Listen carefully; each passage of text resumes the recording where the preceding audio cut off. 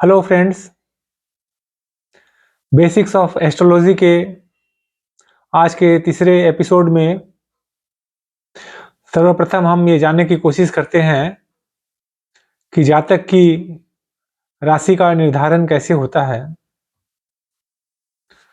तो मित्रों, यह अत्यंत सरल है। हम किसी भी जातक की कुंडली में चंद्र देव जिस राशि में अवस्थित रहते हैं उसे देखकर उस जातक की राशि को बता सकते हैं।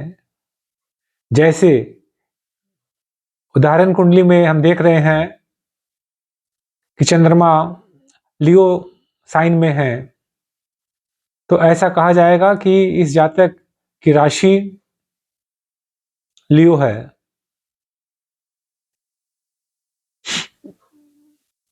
उसी प्रकार हम सन राशि को देखते हैं, तो ये इस कुंडली में सूर्य देव कैप्रिकॉर्न में विराजमान है मार्स के साथ। तो सन की राशि कैप्रिकॉर्न हुई।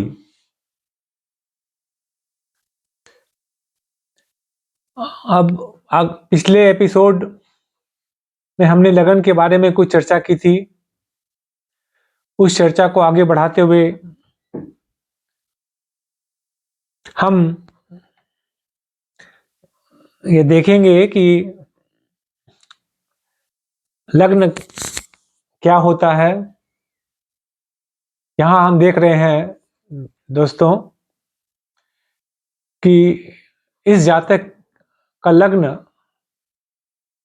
जेमिनाई है। जातक के जन्म के समय जो राशि ईस्टर्न होराइजन में उदित हो रही होती है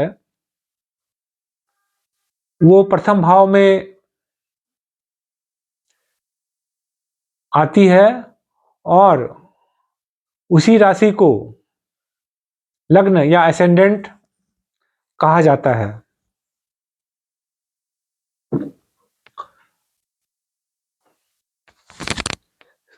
मित्रों, एक राशि किसी भाव में 2 घंटे रहती है। इस प्रकार 12 भाव में प्रत्येक भाव में 2 घंटे संचरण करते हुए राशि 24 घंटे में पूरे पृथ्वी का अपरेंट चक्कर लगा लेती है। भारतीय वेदांग ज्योतिषी में यह प्रत्यक्ष ज्योतिष शास्त्र है, जिसमें यद्यपि सूर्य स्थिर है और पृथ्वी सूर्य के चारों ओर चक्कर लगाती है एक्लिप्टिक पाथ पर, लेकिन हमें ऐसा प्रतीत होता है कि सूर्य देव पृथ्वी की परिक्रमा कर रहे हैं और 24 घंटे में वो पृथ्वी की एक परिक्रमा पूरी कर लेते हैं।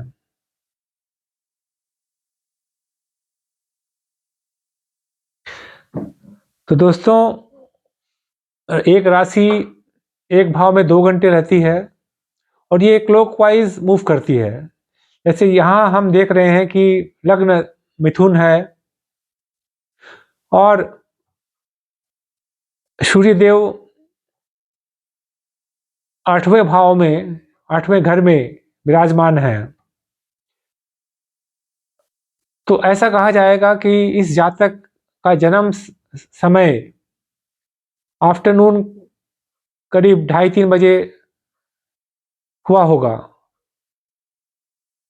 क्योंकि सूर्योदय के समय यही कैप्रिकॉर्न राशि प्रथम भाव में या लग्न भाव में अवस्थित थी। और दोस्तों, सूर्य एक राशि में 1 महीने अवस्थित रहते हैं। और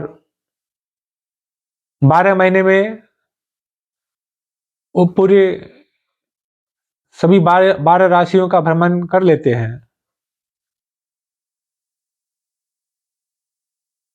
भारतीय ज्योतिष शास्त्र के अनुसार सूर्यदेव 14-15 अप्रैल को मेष राशि में संक्रमण करते हैं और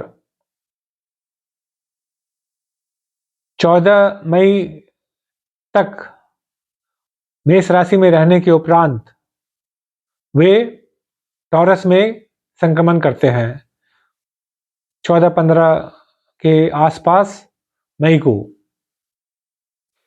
इस प्रकार प्रत्येक महीने 14-15 तारीख को सूर्यदेव अपनी राशि का परिवर्तन कर लेते हैं। अब दोस्तों, हमने पिछले एपिसोड में